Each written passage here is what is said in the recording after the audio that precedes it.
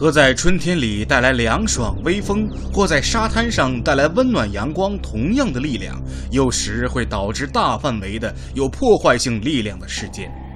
我们世界中的能量通过自然的循环不断流动，热量、压强和辐射逐渐改变着周围的环境。大气在悬浮的水滴组成的云中积蓄能量，并在滂沱大雨和冰雹中释放这些能量。充满水汽的空气被太阳加热上升，穿过较重的冷空气云层。在这些云当中，风扭转了这股上升气流，导致了一个转动的漩涡的形成，并且可能会导致一个破坏性龙卷风的剧烈能量释放。对于大气中、海洋上，甚至来自于太阳的最强大的事件，我们保留这个称呼——第五类力量。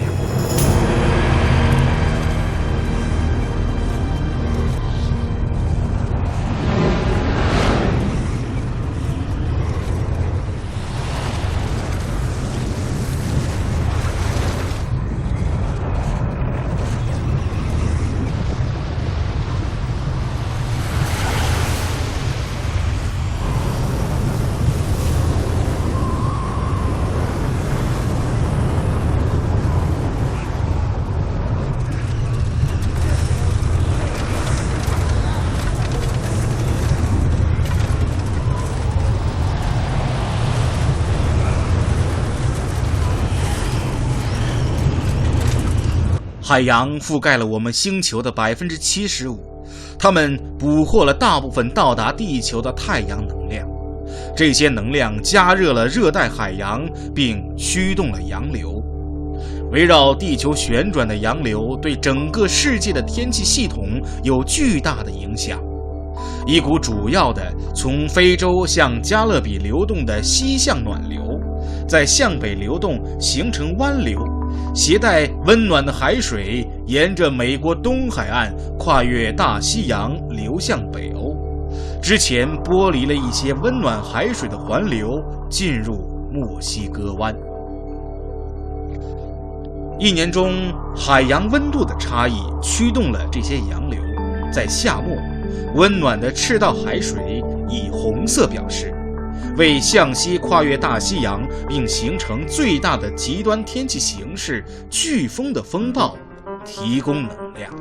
2005年见证了大西洋盆地有记录以来最多的28次热带风暴，包括4次风速在250千米每小时的飓风，我们把它归为第5类力量风暴。7月初，热带风暴阿林、布雷和辛迪形成并登陆，飓风丹尼斯紧随其后，消耗海洋的热能，在墨西哥湾留下一条蓝色的冷水带。埃米莉，第5类力量风暴的第一个，几乎没有对过热的墨西哥湾造成冷却。热带风暴富兰克林、古尔特和哈维没有达到飓风的强度，也没有威胁到陆地。在他们向北移动的时候，埃林在非洲海岸线之外形成并向西运动，最终像富兰克林和哈维那样被转向洋流捕捉。同时，墨西哥湾变得越来越热，以深红色表示。卡特里娜飓风从海洋获得了足够的能量，变成一个朝向新奥尔良的第5类力量杀手。4个飓风紧随其后，在墨西哥湾变得更热的时候，转向大西洋，变得无害。不久，这个季节的第3个第5类力量飓风丽塔跟随卡特里娜的路径，借助墨西哥湾的能量，变为了一个巨大的风暴，朝向德克萨斯州的东部地区。但是2005年温暖的海洋可以产生更多的风暴。斯坦和特米的路径很短，他们没有足够的时间增强，但是这有可能为第4个也是最强的第5类力量飓风威尔玛奠定了基础。威尔玛的中心压强是所有飓风当中最小的，它肆虐了尤卡坦半岛，随后朝向佛罗里达，最终去向大西洋。又有6个风暴随后而至，制造了有史以来最长和最强烈的风暴季。破坏力如此强大的2005年和1900年9月8日的德克萨斯加尔维斯敦相比，也是黯然失色。加尔维斯敦过去是向整个美国西南部进口货物繁忙的港口城市，它是德克萨斯州的财政中心，人口超过37000人，包括很多新来的几乎没有飓风经验的移民。居民甚至是气象局的工作人员并不知道，一个强劲的飓风正在墨西哥湾酝酿，增强力度，增大尺度，形成了一个不可思议的怪物。黎明时分，高处的慢速膨胀区进入海滩，但是气象局没有收到附近的飓风警报，并且没能辨认出靠近中的风暴标志。海水开始流入低处的街道，但是人们仍然在继续他们的生意。这是一个漫长的炎热夏天的最后一个星期，孩子们在水中玩耍歌唱。中午的时候，狂风和巨浪覆盖了通向大陆的桥，并摧毁了海滩上的更衣间。在2点30分的时候，气象局最终确认了飓风，但是这对于无处可逃的岛上居民来说已经是太晚。在下午晚些时候，风剥离了海洋的表面，白色的泡沫在空气中流动。这座城市没有动力，没有通信，没有通向安全之地的桥梁，它的居民都孤立无援。下午6点钟刚过，风暴眼到达，风暴激增到了它的峰值，房屋倒塌，尸体凌乱地浮在水中，幸存者在豪雨、狂风和完全的黑暗中紧紧抓住漂浮的碎片。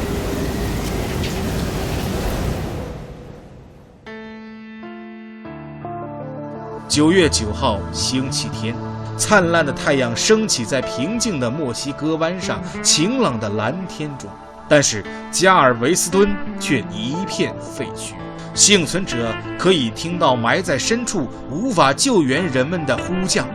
超过6000人死亡，火葬的柴堆闪耀在整个岛上。托马斯·爱迪生把他的最新发明电影机送去记录下这场灾难。许多人离开了这座岛屿，但是其他人留下来重建并建设了一道海塘，使得飓风不会再一次毁灭他们的城市。2008年，加尔维斯敦面临着另外一次大风暴埃克飓风，大西洋盆地曾经观测到的最大飓风。不过现在有卫星、传岸通信以及飞过风暴的航空器。在引擎的咆哮声中，飞行员平静地让飞机飞向台风眼壁。一块灰色的云块直插5万英尺空中，若隐若现，就像一个巨大的水泥屏障。4英里后，而飞机正在咆哮着冲向它。这些飓风侦察员必须穿越巨大的风暴，以测量它的大小和强度。台风眼壁以狂风、暴雨、强烈的上升气流和下沉气流冲击着这架飞机。1万英尺下，温暖的墨西哥湾海水滋养着正在成长的风暴。一架飓风捕捉飞机就像一个高科技实验室，地板上的金属山格为存放设备提供了安全的场所，绝缘体覆盖了大部分的墙壁和天花板，电线到处摇晃。在飞机在风暴中开始震动和倾斜的时候，无扶手的座位没有什么地方可以抓住。机长，一位气象学家，在飞机上的期间监测风暴。这架飞机和机组人员在进行一项关键性的任务，提供卫星和雷达不能收集的信息。机组人员使用一种进入风暴眼探测向下的大气轮廓的探测器，从对于飓风捕捉飞机而言太低和太冒险的区域传回数据。船只包括游轮都全速行驶，寻找躲避这个巨大风暴的地方。猛烈的风已经使得墨西哥湾的大部分开始运动，并且产生了非常具有破坏性的风暴潮。无人驾驶飞机飞到靠近海面的地方，监测海洋表面风暴的狂怒。9月13号，埃克飓风最终在加尔维斯敦以5级风暴潮登陆，15英尺高的巨浪被风暴推向岸边。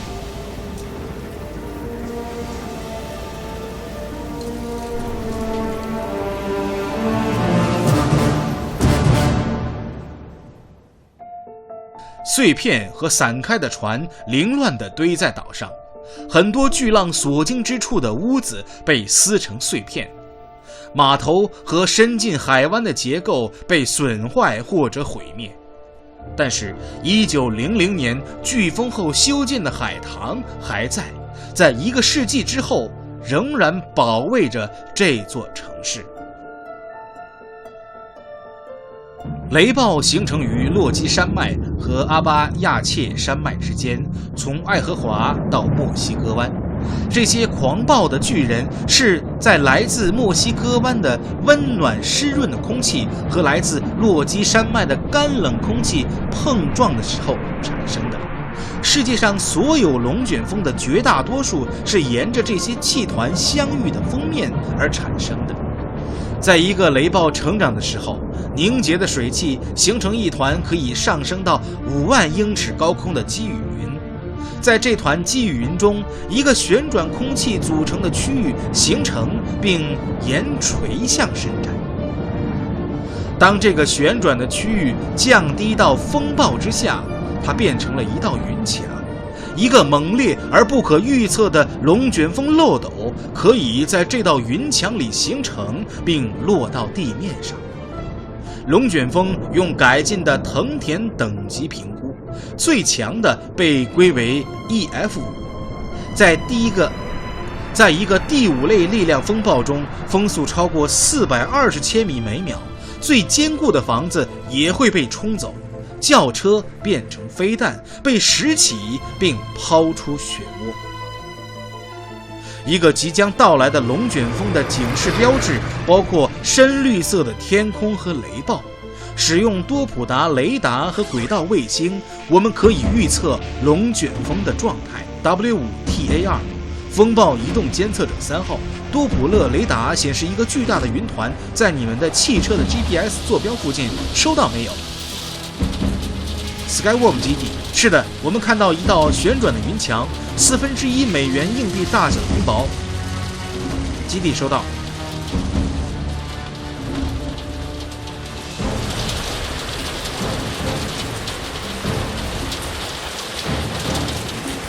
W5TAR 漏斗在我们前方触地，龙卷风穿过62号公路。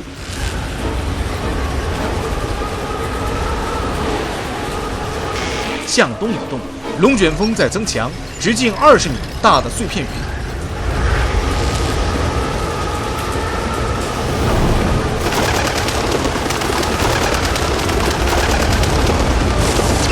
Skyworm 基地，龙卷风现在向东南移动，收到。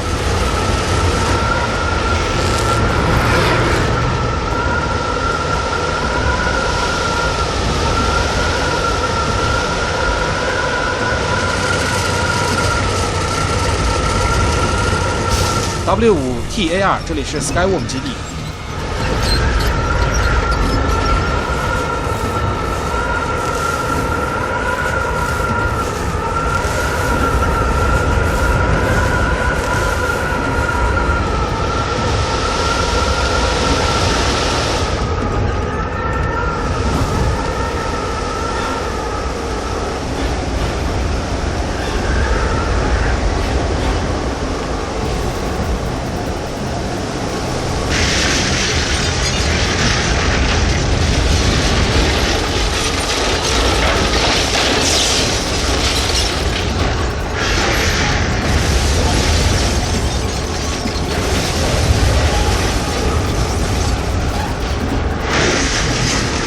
天气预报报告龙卷风强度是藤田5级，你的风暴监测拯救了很多生命。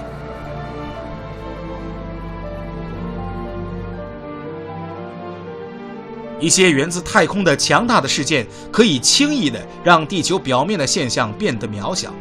在日全食过程当中，我们遥远的太阳看起来小而平静，但是它围绕着黑暗月面的炙热的日冕，暗示了下面的强烈的过程。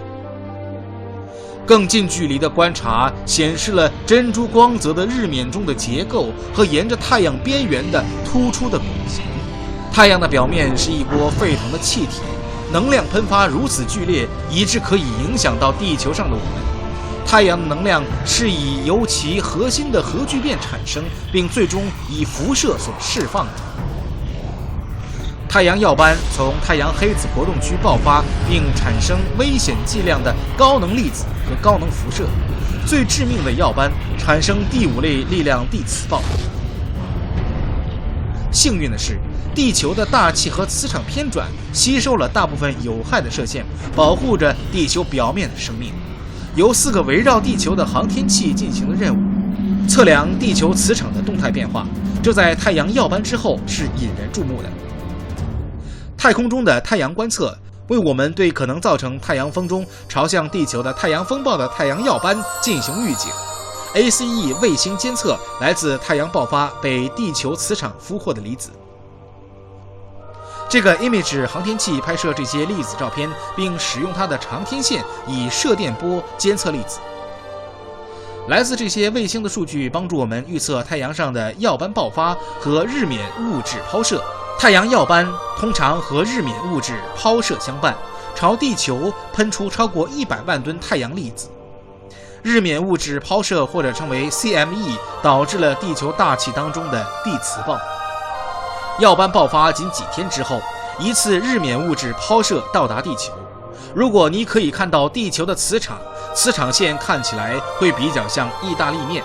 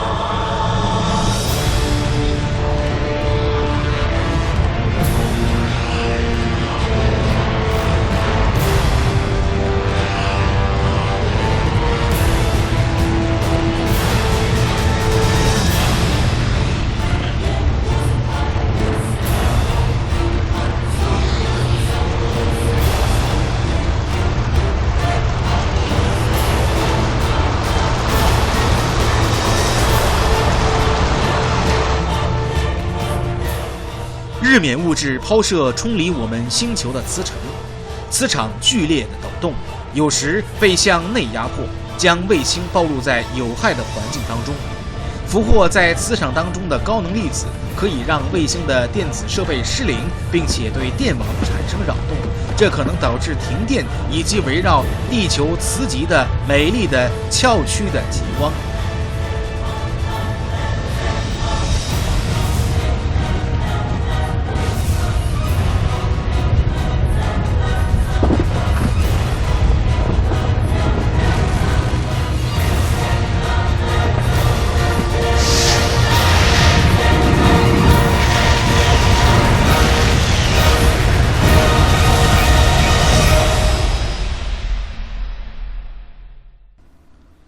自然的力量让我们的生活成为可能，让我们的世界变得有趣。它们保存我们周围的能量，